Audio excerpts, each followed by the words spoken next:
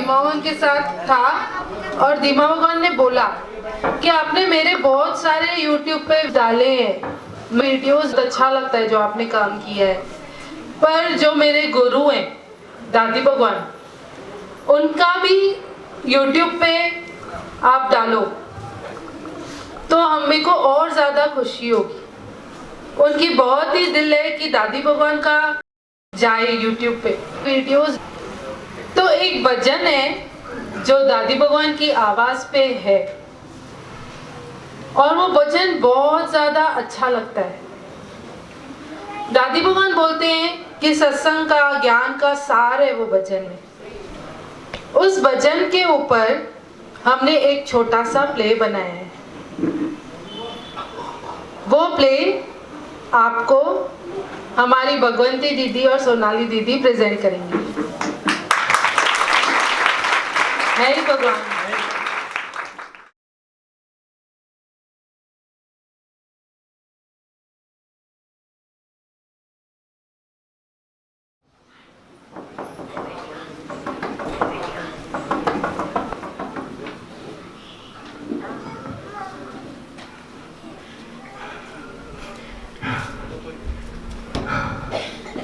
सोनाली बेटा, हाँ मम्मा। थोड़ा पानी तो पिलाओ। हाँ मम्मा। बहुत धूप थी, सर बहुत भारी हो गया है बेटा, जल्दी। हाँ मम्मा।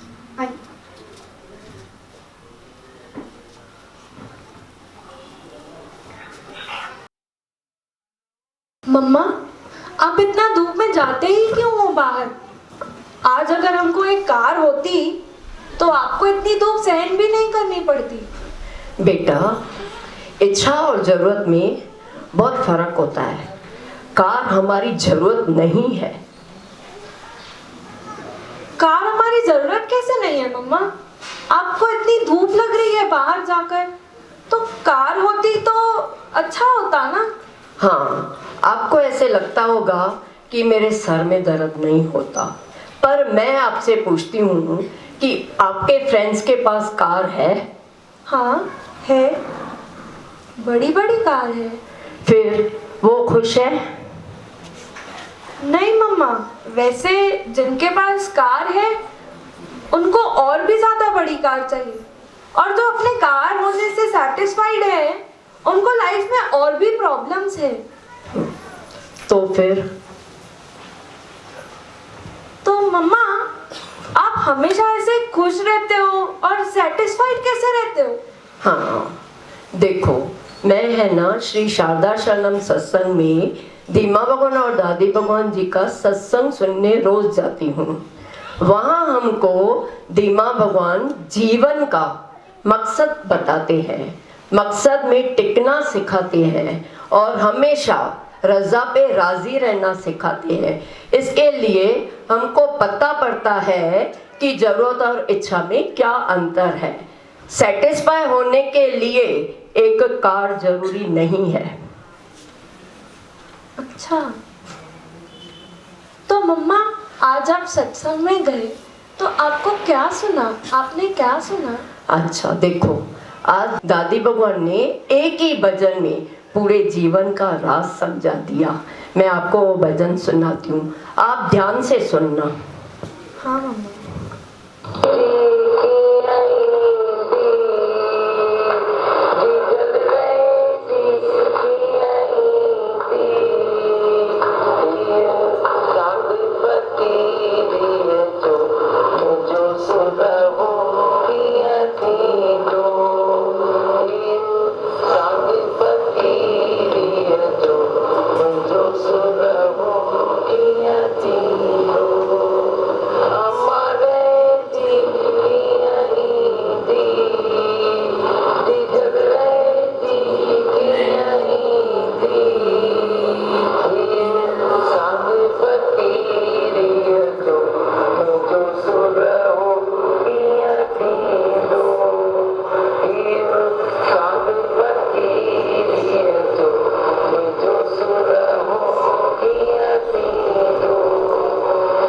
मम्मा, हाँ बेटा, ये जो अभी भजन की स्टार्टिंग की पैराग्राफ थी, इसमें दादी भगवान ने क्या समझाया है? दादी भगवान ने समझाया है कि एक भक्त जो है वो परमात्मा को प्रॉमिस करता है और आशीष चाहता है कि भगवान मेरी आपसे कैसे निभ के आए, और सत्संग में हमको निभाना सिखाते हैं। और फकीरी मतलब? फकीरी मतलब ये जो फकीर बाहर के रहते हैं वो नहीं होता है। फकीरी का इधर मतलब है संत। संत जो है वो हमेशा त्याग भावना में रहता है, वो कभी भी अति में नहीं जाता है और वो हमेशा रज़ा में राजी रहता है। अच्छा मम्मा। हाँ, और अभी मैं दूसरा पैराग्राफ सुनाती हूँ।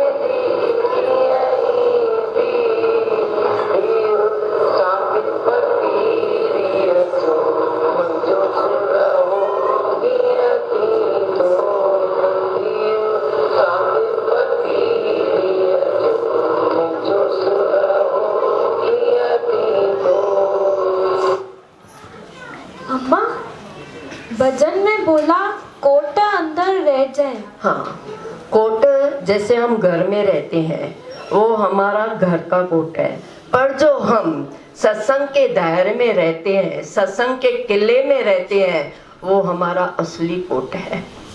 अच्छा मम्मा, तो भजन में था कि चोर धन लूट के जाएंगे, पर आजकल तो बहुत सिक्योरिटी है, अगर हम सेफ्टी रखते हैं तो चोर क्यों धन लूट के जाएंगे? और हमको बाहर तो जाना ही पड़ेगा ना। हाँ बेटा, ये धन जो हमारा बाहर का धन है, जो हमारी रियल लाइफ में काम आता है, ये वो धन की दादी भगवान नहीं बात कर रहे हैं, ये आत्मिक धन की बात कर रहे हैं। अच्छा, तो चोर हमारा आत्मिक धन क्यों लूटेंगे? जो चोर है वो 5 विकार है, काम, क्रोध, लोभ, मोह, अहंकार। वो जब हमारे अंदर में आ जाते हैं ना, तो हमारी आत्मिक शक्ति, आत्मिक शांति वो जो है ना लेके जाते हैं। हम उन विकारों में बह जाते हैं, तो हम उनको बोलते हैं कि ये जो 5 विकार है वो हमारे आत्मिक धन की चोरी करके जाते हैं। हाँ मम्मा, मेरे को अभी समझा, ये चोर हमारे 5 विकार हैं। हाँ, अभी मैं 3rd पैरा सुनाती हूँ।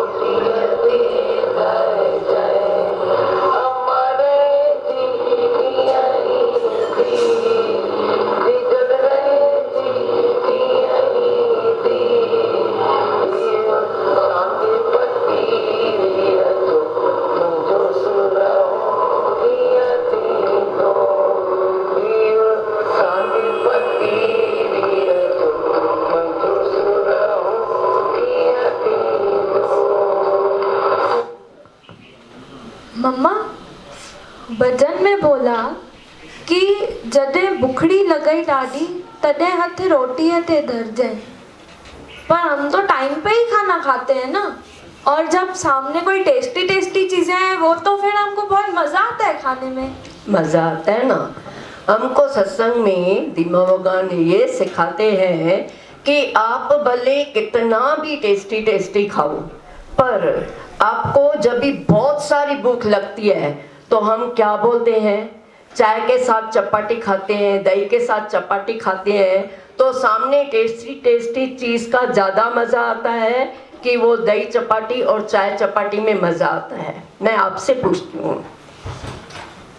जब बहुत भूख लगती है तब दही चपाती भी जैसे मिठाई लगने लगती है। मिठाई लगने लगती है ना, तभी दादी भगवान बोलते हैं कि जॾहिं बुखरी लगई ॾाढी तॾहिं हथ रोटीअ ते दर्जे। मतलब हम रोज जो नेम टेम से खाते हैं वो हमको एक संभाल जरूरी है, पर जब हमको भूख लगे तब ही खाना चाहिए, तो उसमें हमारी तंदुरुस्ती और बढ़ती है।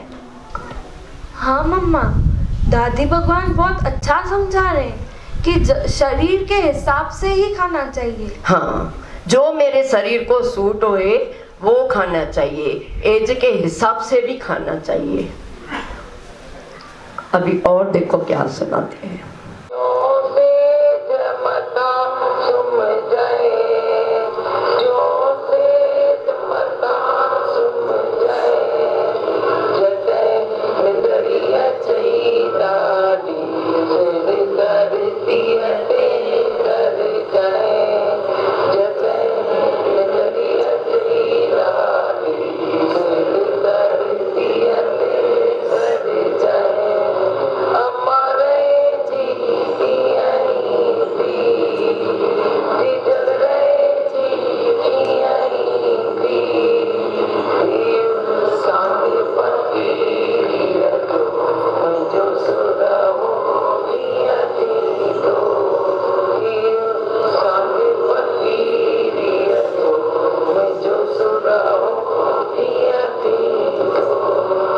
मम्मा, मेरे को ऐसे मतलब तो समझा, पर नींद आती है तो हम तो सोते हैं, तो उसमें क्या राज है? मतलब मुझे क्लियरली नहीं समझा इतना।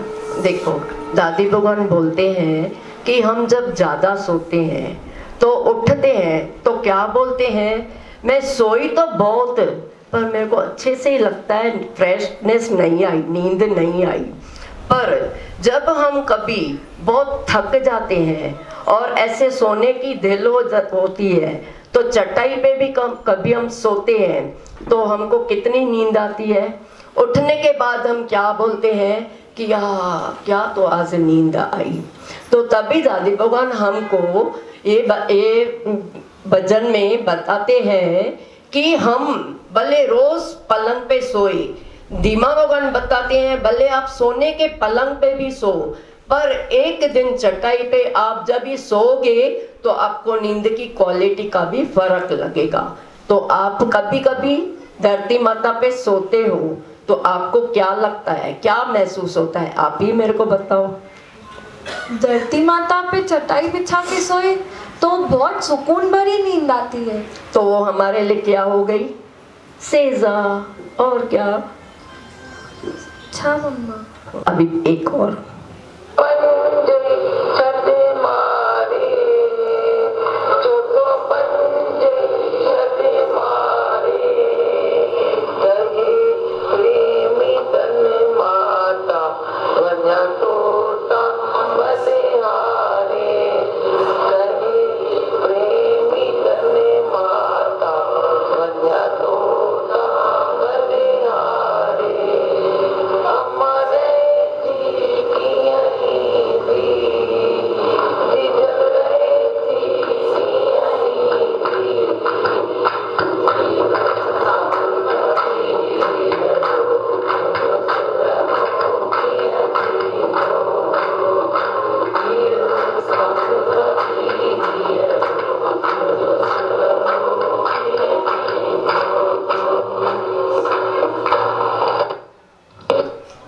का मतलब क्या मम्मा? 5 विकार जो पहले पैराग्राफ में बताया ना दादी भगवान ने, काम, क्रोध, लोभ, मोह, अहंकार। तो जब हम बेटा सत्संग में आते हैं ना तो इन 5 विकारों पे हमारे दादी भगवान, दीमा भगवान कंट्रोल कराती है। तो वही विकार हमारे लिए क्या बन जाते हैं, सिंगार बन जाती है। जब कोई सिंगार करके चलता है तो हमको अच्छा लगता है ना। तो हमारे अंदर विकार है, पर ज्ञान से जब उन विकारों को दीमा भगवान सिंगार करते हैं तो वो सबको अच्छे लगने लगते हैं।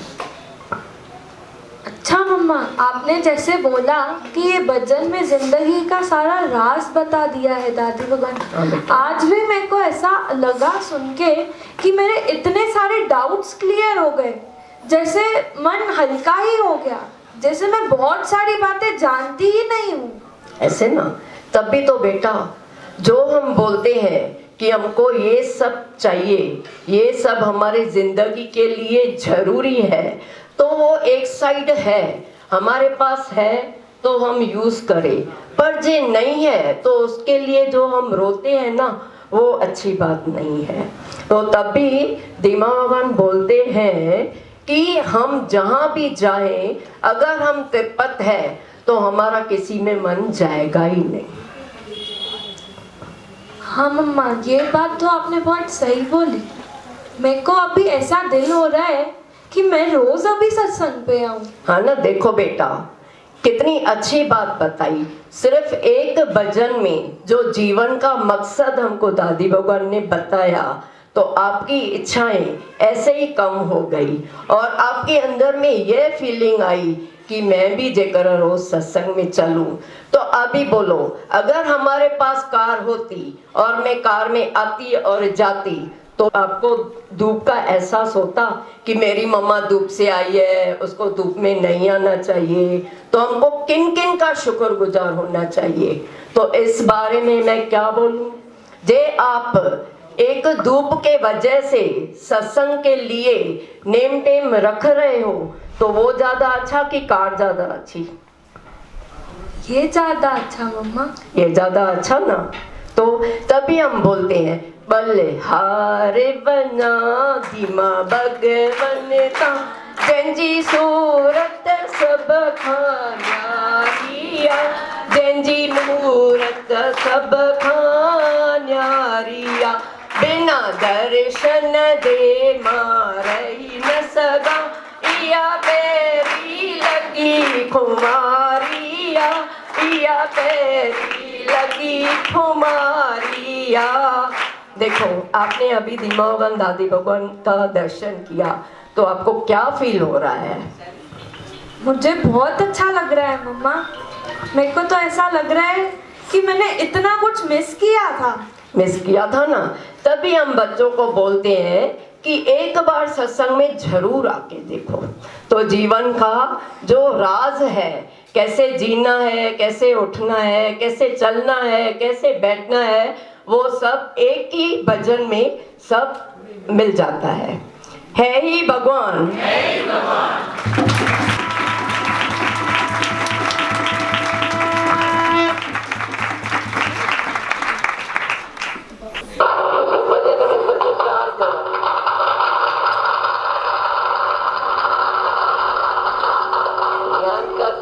भूख लगती है तो जो भी खाया वो मेवा बन गया, नींद आती है तो धरती पे सोया तो चिता बन गई।